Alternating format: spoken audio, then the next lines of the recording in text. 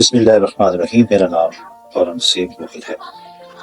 آج میں ایک عہد ساز ہستی یعنی ڈاکٹر عامر لیاقت کے بارے میں، یہ ان دنوں کی بات ہے جب ARY کی اسکرین پر رحمان رمضان کے نشریات کرنے ایک ایسی شخصیت پردہ اسکرین پر نمودار ہوئی جس کی سحر بیانی سے ایک عالم متاثر ہو۔ قدرت علی الکلام جس کا خاص وصف تھا، انتہائی ذہین ہونے کے باوصف کمال کا حافظہ بھی جس کے حصے میں آیا، جس کی اثر آفرین زبان نے ٹیلی ویژن کو نئے انداز سخن دیے۔ یہ جملہ بھی اس شخص کی ذاتی اختراع تھا۔ عالم آن لائن نے اہل علم اور عوام کے مابین فاصلوں کو دور کیا۔ عوامی مسائل کا عام فہم جواب اس بلا کی خوبی کے حامل شخص کا انداز جداگانہ تھا۔ جی ہاں، آپ ٹھیک سمجھے، وہ شخص کوئی اور نہیں، ڈاکٹر عامر لیاقت تھا۔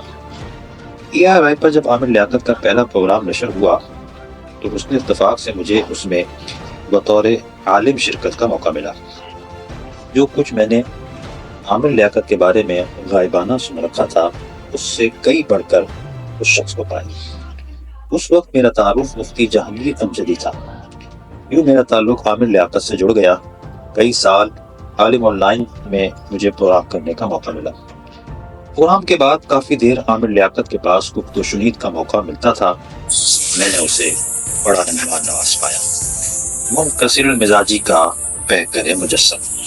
جب تک عامر لیاقت علماء سے جھک کر ملتا رہا، ترقی کی بلندیوں پر پہنچتا رہا۔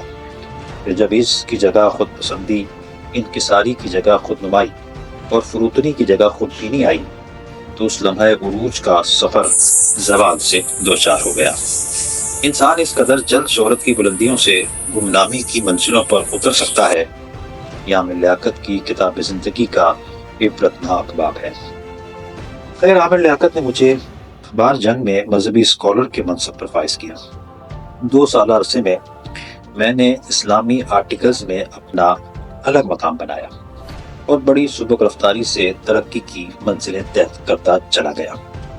کیونکہ ہماری نوکری عامر لیاقت کی سفارش پر ہوئی تھی، لہٰذا جب جیو اور جنگ نے عامر لیاقت کو خیر بات کہا تو ہمیں بھی بلا کسی کوتاہی کے اپنے عہدے سے برطرف کر دیا گیا۔ ان 2 سالوں میں مجھے قدر قریب سے اس بندہ باکمال کو دیکھنے کا موقع ملا۔ وہ مجھے عامر لیاقت سے اتنا قرب حاصل نہ ہو سکا جتنا مفتی نعیم اور عبد القادر کو تھا، تاہم قدر دور رہ کر میں نے ابتدائی چند ماہ میں اسے بڑا متاثر کن خصوصیات کا حامل پایا۔ ایک چیز جو اس بندے میں کم تھی، وہ 5 وقت کی نماز کی ادائیگی میں غفلت تھی۔ حالانکہ اس کی پہلی بیوی بشرا صوم و صلات کی سخت پابند اور اس کا بیٹا احمد رضا نماز کا پابند۔ چراغ تلے اندھیرا کسی تناظر میں بولا جاتا ہے۔ پھر میں نے اس کی تنزلی کا منظر اپنی آنکھوں سے دیکھا۔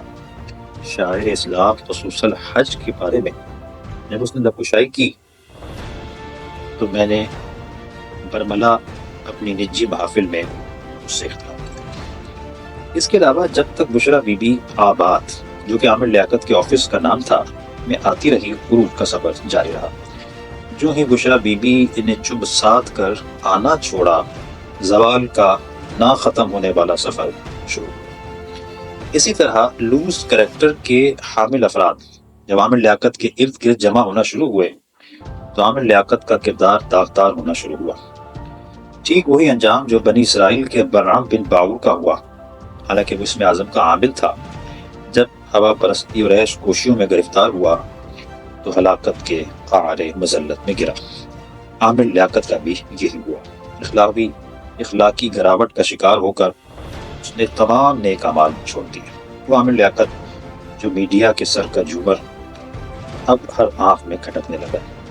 وہ زبانیں جو ہر دم عامر لیاقت کی مدحت سرا تھیں، اب اس پر کان زن رہنے لگیں۔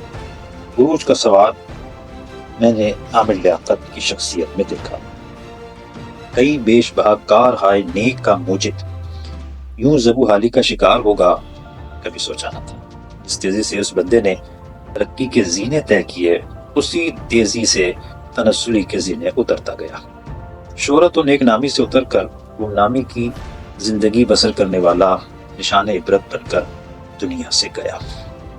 بشر کی معاشرے کا ایک مزاج یہ بھی ہے کہ مرنے کے بعد ذکر خیر ہی کیا جائے.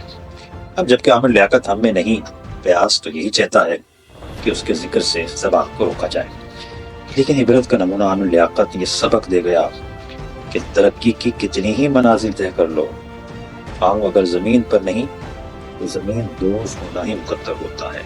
دعا ہے جن امور خیر کا دروازہ عامر لیاقت نے کھولا، خدا غفار ان کے طفیل اس کی لفتشوں سے درگزر کرے اور اپنے فضل حمیم کا معاملہ اس کے ساتھ جاری و ساری فرمائے.